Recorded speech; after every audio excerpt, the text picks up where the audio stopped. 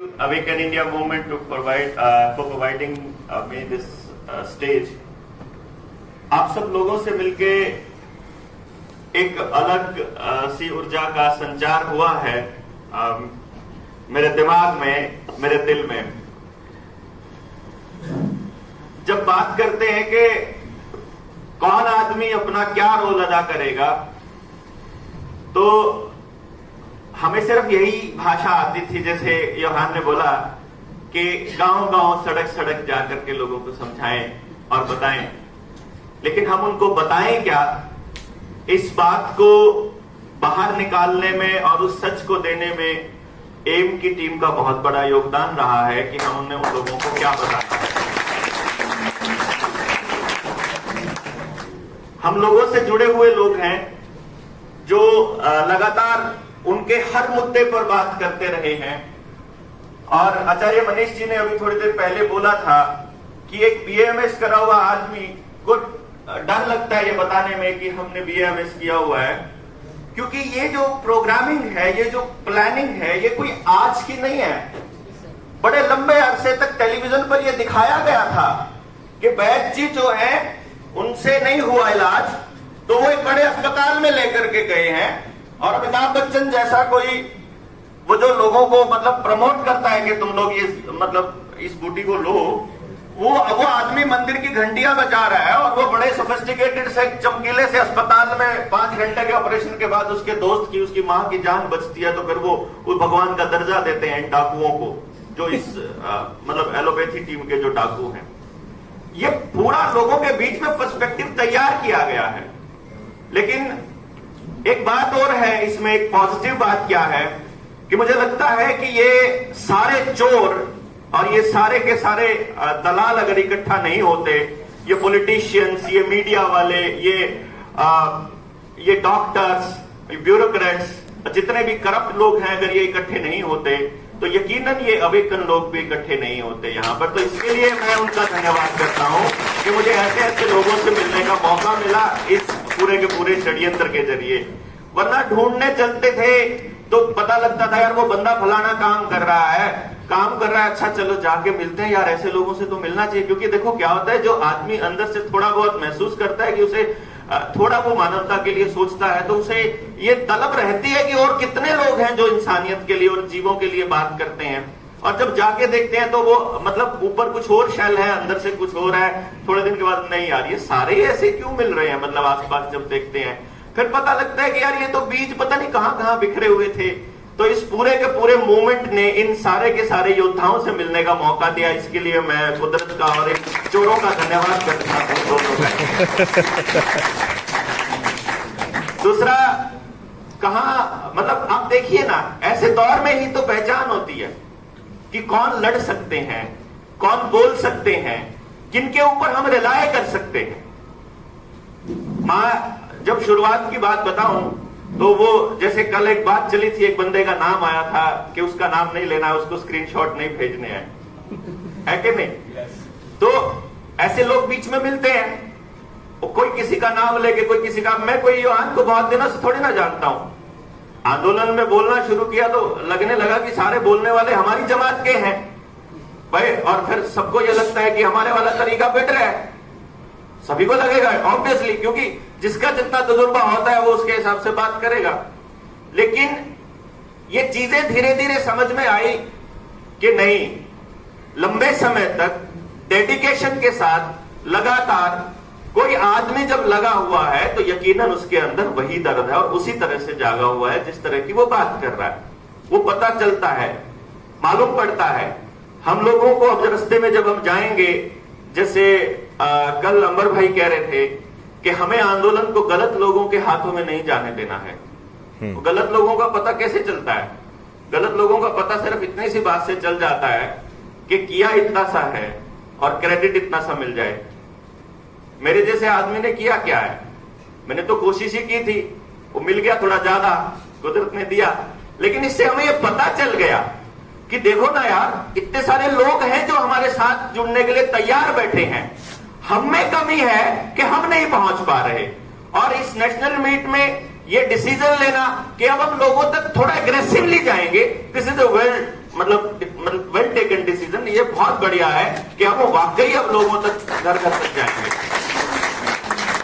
एक गली में जाएंगे ना, हमने तो सड़क पे उतरे हुए, हमें मालूम है, एक गली में जाएंगे और एक साइड इफेक्ट की बात करने लगेंगे तो 10 आते हैं निकल के, लेकिन उन तक जाना पड़ता है। उनको बेचारों को नहीं मालूम है जाएं किसके पास, कौन सुनेगा, क्या करना है, क्या लिखना है।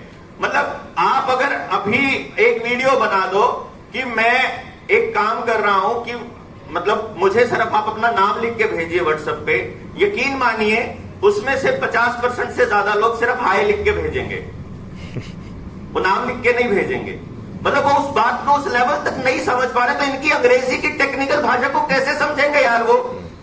तो उनको तो उनकी देसी भाषा में समझाना पड़ेगा, और उसके लिए हम लोग यहां से जाने के बाद उन लोगों को ढूंढेंगे जो उनकी उस देशी भाषा को समझते हैं और हमारी जैसी फ्रीक्वेंसी पे बैठे हैं। तो उसके लिए हमें इवेंट्स भी करने होंगे, झगड़े भी होंगे उस दौरान प्रशासन से, और लीगल दिक्कतें भी आएंगी, डॉक्यूमेंटेशन की भी रहेगी उनकी भाषा में, और वो सारी, और इन चीजों के ऊपर लगातार काम हो रहा है। ये देख करके बहुत अच्छा लगा, और बहुत अच्छा लग रहा है कि हाँ वाकई में हमारे देश के लोगों के लिए एक टीम मिलकर काम कर रही है। तो इसके लिए भी अवेकन इंडिया मूवमेंट की टीम को बहुत बहुत धन्यवाद। और आशुतोष भाई को तो हम लगातार देखते ही रहते हैं, मतलब जिस तरह से भुजाएं फड़कती हैं जब इनको सुनते हैं, तो इट्स रियली अमेजिंग। और ऐसे जो क्रांतिकारी पत्रकार हैं जिन्होंने समाज के लिए, जनता के लिए इतनी आवाज उठाई है, उन सबको, उन सब योद्धाओं को भी मैं, आप इजाजत दे तो अवेकन इंडिया मूवमेंट की तरफ से धन्यवाद मैं कर दूं। इसके लिए बहुत बहुत धन्यवाद उन सबका। स्पेशली एक ही बात मैंने कल भी कही थी और पहले भी करते आए हैं कि हम सारे लोग, मुझे ऐसा लगता है, ऐसे हैं, अगर जरूरत पड़ी तो जिस जगह भी खड़ा करेंगे हम लोग खड़े हो जाएंगे, अड़ जाएंगे। आप कहेंगे कि यहां गोली खानी है तो खा लेंगे, आप कहेंगे मारनी है तो मारेंगे,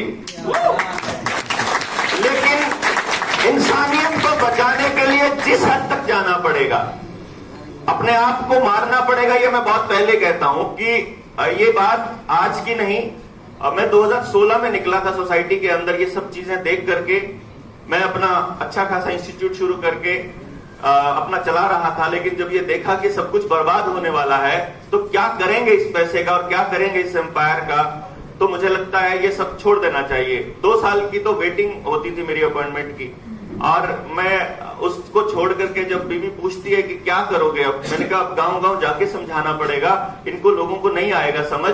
बोले कोई सुनता तो है नहीं है। मैंने कहा आज सुनता नहीं है, मैं आज बता दूंगा कि तुम्हारे साथ 20-21 के बाद क्या होने वाला है, आने वाले वक्त में क्या होने वाला है। और यकीन मानिए आज जो इतने सारे लोग हैं कि एक चीज खड़ी होती है, मतलब गिरफ्तारी हुई है चंडीगढ़ में और पूरा हरियाणा जाम था, पूरा हरियाणा, हर सड़क जाम थी। मतलब ये किस चीज का नतीजा था? ये वही नतीजा था कि जो उनको पहले बता चुके थे कि भाई तुम्हारे साथ ये होने वाला है। तो हमें एक चीज और रखनी है जो मैं समझता हूं कि अब जो ये करने वाले हैं, जैसे हम साइबर अटैक पे बहुत पहले से बोल रहे हैं सारे के सारे लोग की होने वाला है, वो जैसे ही रशिया में हुआ तो अब मैसेज ही जा रहा है कि यार ये तो हो रहा है, कब तुम्हारे वाला भी होने वाला है। तो जो हो चुका है उस पर बहुत ज्यादा बात अब मुझे लगता है हम लोगों को इतनी ज्यादा करने की जरूरत, तो सीधी फाइट करने की टाइम है।